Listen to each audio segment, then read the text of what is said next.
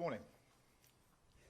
The conflict in Iran and across the Middle East is now entering its third week. So I want to take a moment to set out how we're responding to this crisis and standing up for the British people. Our priority is always the national interest, and so we have been clear and consistent in our objectives throughout this conflict. First, we will protect our people in the region. Second, while taking the necessary action to defend ourselves and our allies, we will not be drawn into the wider war. And third, we will keep working towards a swift resolution that brings security and stability back to the region and stops the Iranian threat to its neighbours.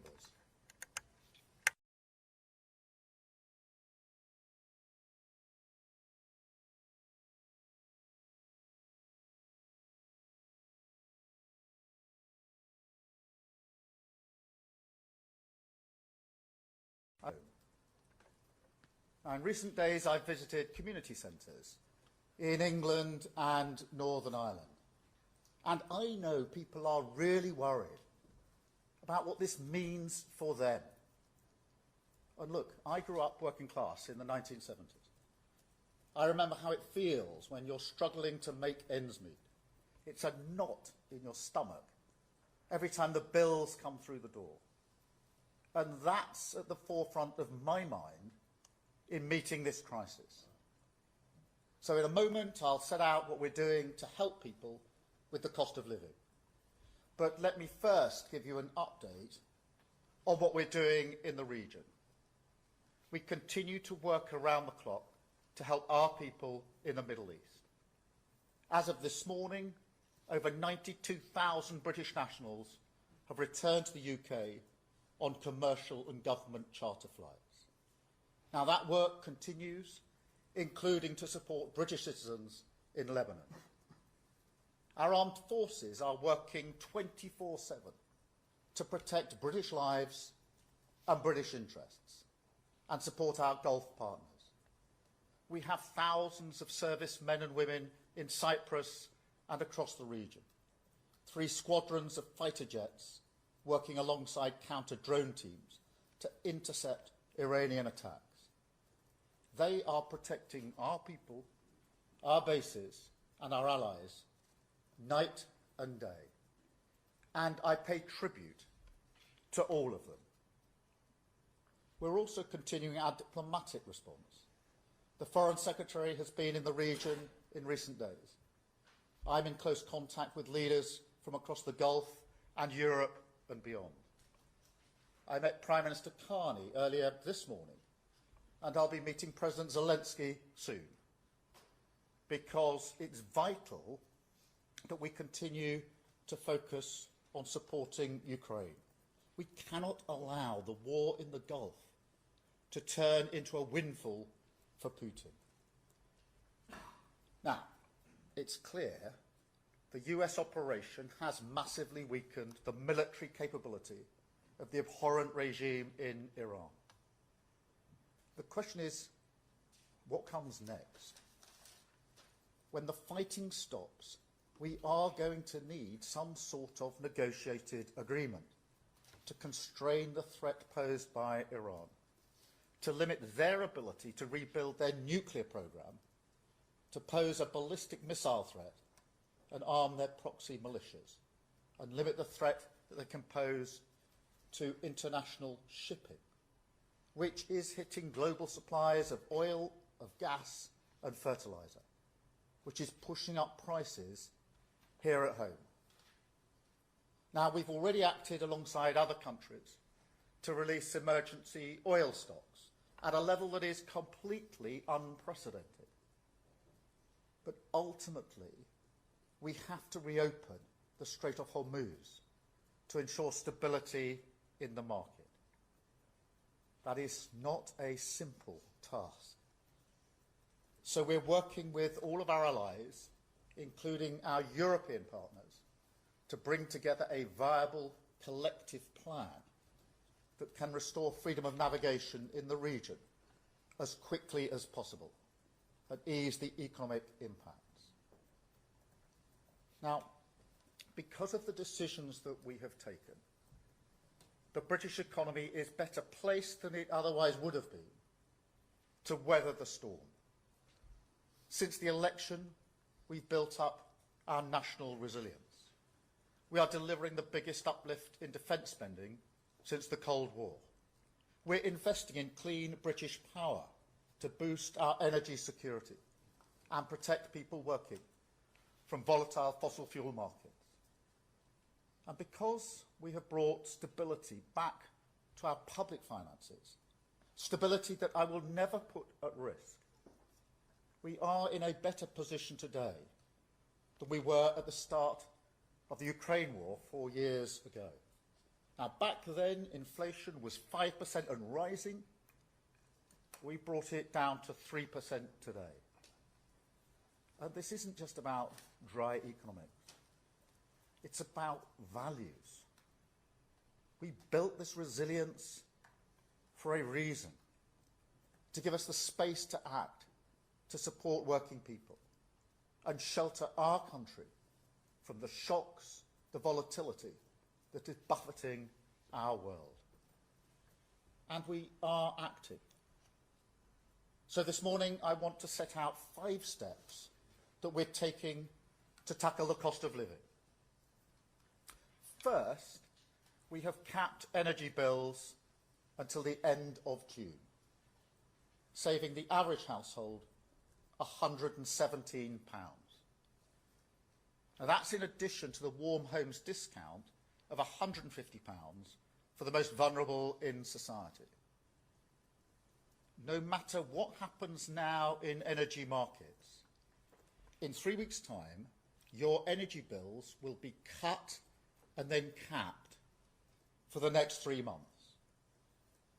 And I can announce today that we're giving a legal direction to the energy companies to ensure that every penny of the savings that we delivered through last year's budget is passed directly onto customers to keep bills as low as possible. Second, we have extended the cut in fuel duty until September. And we've introduced the Cheap Fuel Finder, forcing petrol stations to publish their live prices to make it easier for drivers to choose the lowest price.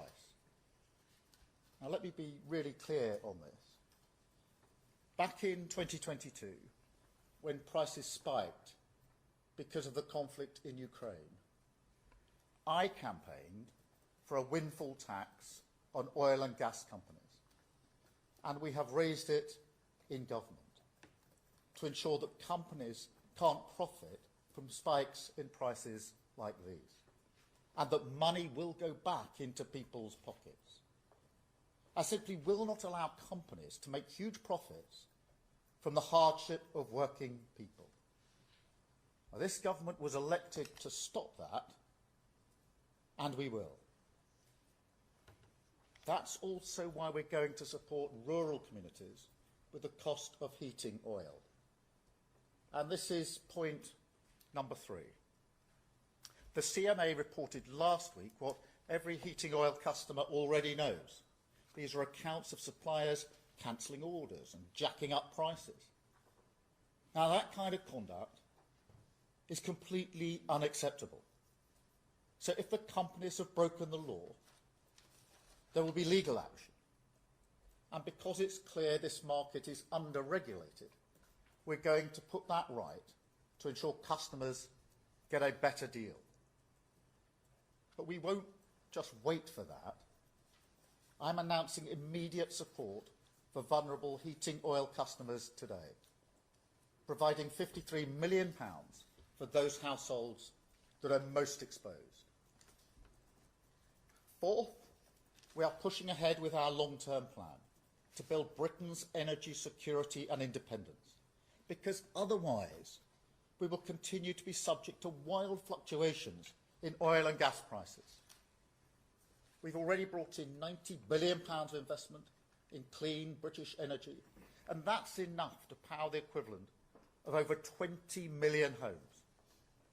Just last week, we committed to reforming regulations so we can fast-track new nuclear power stations. Now, this has been opposed every step of the way by those who want to resist the push for clean energy. They did the same throughout the entire period of the last government, and they won.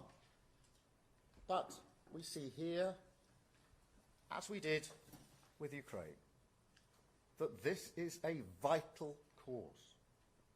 Because until we get ourselves off the roller coaster of international oil and gas markets and onto clean, homegrown British energy, tyrants like Putin and the Ayatollahs will be free to attack our energy security. So we won't slow down on this. We will go faster. Fifth, we will continue to work towards a swift resolution of the situation in the Middle East. Because there is no question, ending the war is the quickest way to reduce the cost of living. And look, it's moments like this that tell you what a government is about. My answer is clear. Whatever the challenges that lie ahead, this government will always support working people. That is my first instinct, my first priority, to help you with the cost of living throughout this crisis. And I want to make one final point, because moments like this also tell you about leadership. Whether to commit British troops to military action is the most serious responsibility for any Prime Minister. I have been attacked by some for my decision not to join the offensive against Iran.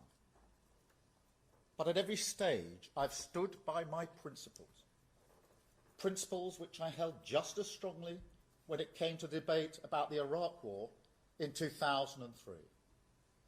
Principles which I believe are shared by the British people, that our decision should be based on a calm, level-headed assessment of the British national interest.